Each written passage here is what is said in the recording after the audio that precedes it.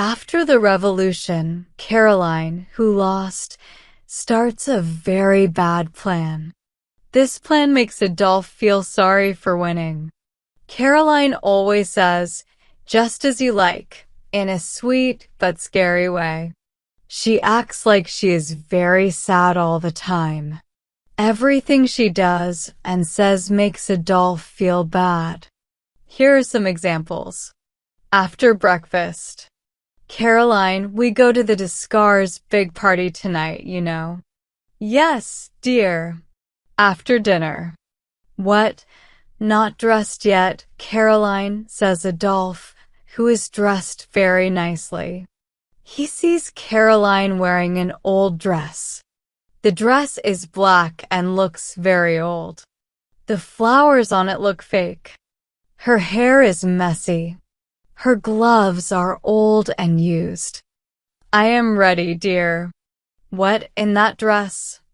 "I have no other dress." "A new dress would cost 300 francs. Why did you not tell me?" "I ask you for nothing after what happened." "I'll go alone," says Adolphe, not wanting to be embarrassed by his wife. "I'm sure you are happy to go alone," says Caroline in a sharp tone. "You look very nice." 11 people are in the living room, all invited by Adolphe. Caroline is there too, looking like she was not invited. She is waiting for dinner to be served. "Sir," whispers the servant to Adolphe, "the cook does not know what to do." "What's the problem?" "You didn't tell her anything, sir." "She only made 2 side dishes, the beef, a chicken, a salad, and vegetables." "Caroline, didn't you give the right orders?" "How did I know you had guests? And I can't give orders here. You took that job away from me, and I thank heaven for it every day." Madame de Fishtomenal comes to visit Caroline. She finds Caroline coughing weakly and bent over her sewing. "Oh, you're making those slippers for your dear Adolphe?"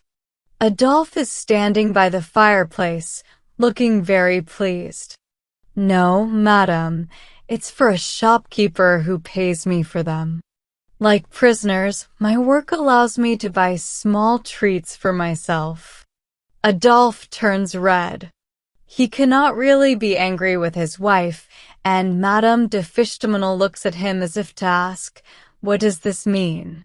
"You cough a lot, my dear," says Madame de Fishtomenal.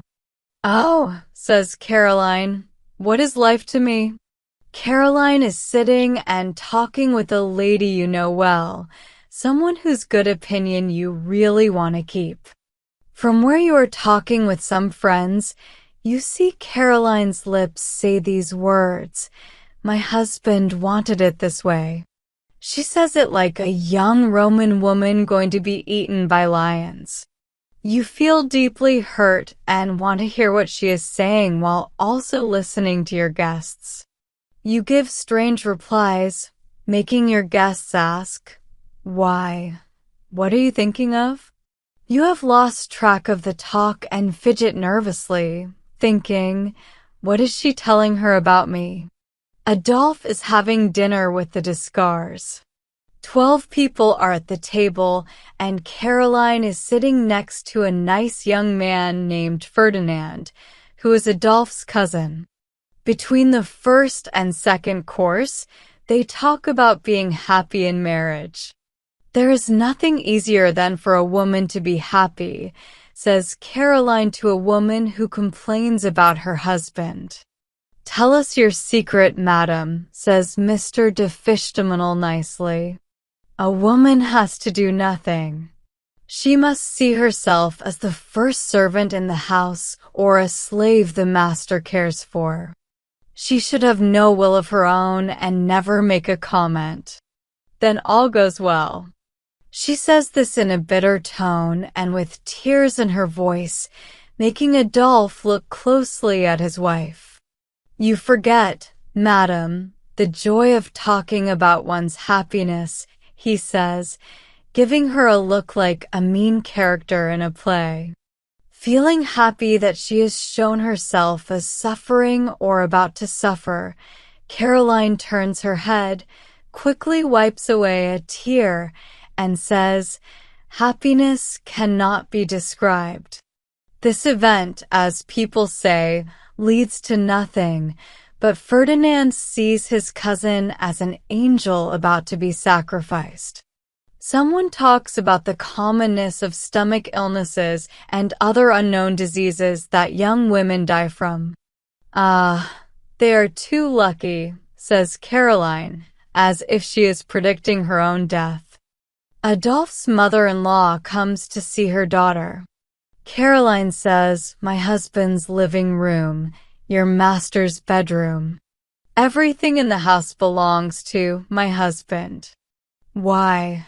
What's the matter, children?" asks the mother-in-law. "You seem to be fighting." "Oh, dear me," says Adolphe. "It's just that Caroline was in charge of the house and didn't manage it well. That's all." "She got into debt, I suppose?" "Yes, dear Mama." "Look here, Adolphe," says the mother-in-law. "After waiting to be alone with her son, would you prefer my daughter to be nicely dressed and everything to go smoothly without it costing you anything? Imagine, if you can, Adolphe's face as he hears this idea of women's rights. Caroline leaves her old dress and appears in a beautiful one. She is at the Descartes. Everyone compliments her on her good taste, her rich clothes, her lace, and her jewels. "Ah, you have a lovely husband," says Madame Descartes. Adolphe lifts his head proudly and looks at Caroline. "My husband, madam. I cost that gentleman nothing, thank heaven. All I have was given by my mother." Adolphe turns suddenly and goes to talk with Madame de Fishtomenal. After a year of being the boss, Caroline says very softly one morning, "How much have you spent this year, dear?" "I don't know. Check your accounts." Adolphe finds out that he has spent a third more than during Caroline's worst year.